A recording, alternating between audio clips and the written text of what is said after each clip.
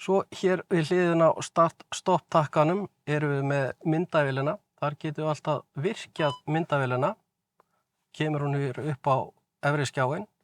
Hérna sjáum við punktana, mjög skemmtilegur fítur þar, ítum á hann. Ef myndavélin er skítug, þá veljum við bara hér Clean Reversing Camera og hann smúlar á myndavélina, hrein og fín, gott útsýni. Annað á neðri skjánum eru nokkra flýtileiðir. Ef við byrjum hérna að ofan, þar sjáum við til dæmis mynd af klóni, þá er það í raun og veru bara flýtileið inn í hleðslustillingar fyrir bílinn. Bíllinn er með loftboðafjörun. Hér í Drive Select, þar getið valið á milli ýmsa aksturskerfa. Þar af leiðandi stillt hversu stíf fjöðrunin er, hversu mjúkur hann er í stýri, hversu vel hann lætur af. Einnig sem er kosturinn við þetta, hér á Íslandi, að hér er hægt að stjórna veghæð bílsins. Með því að ýta og hækka og lækka, getið stjórna veginu og farið allt frá 16 cm undir lægsta punkt upp í 24. Offroad stillingin í hæstu stillingunni, hún er einungis virk upp að 30 km hraða. Þannig hún er raun og veru hugsuð sem svona fyrir ef þið eru að keyra yfir bara upp í sumarbústað þar sem er ekki búið að skafa snjó, að það er hægt að svona fá hann í hæstu stillingu og koma sér í gegnum erfiðar aðstæður. Hér inn í Drive Select getið líka eitt á Range Mode.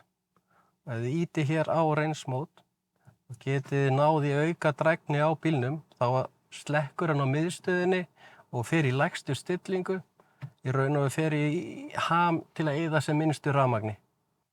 Hérna sjáum við mynd af bíl, ef þið ýtið á þennan hérna takka. Þetta er flýtileið inn í raun og veru stillingar fyrir driver assist eða ökumanns aðstoðina. Svo erum við hérna með stjórntaka fyrir útvarpið, hækka og lækka, skipta stöðvar, þá ýtum við bara til hliðar.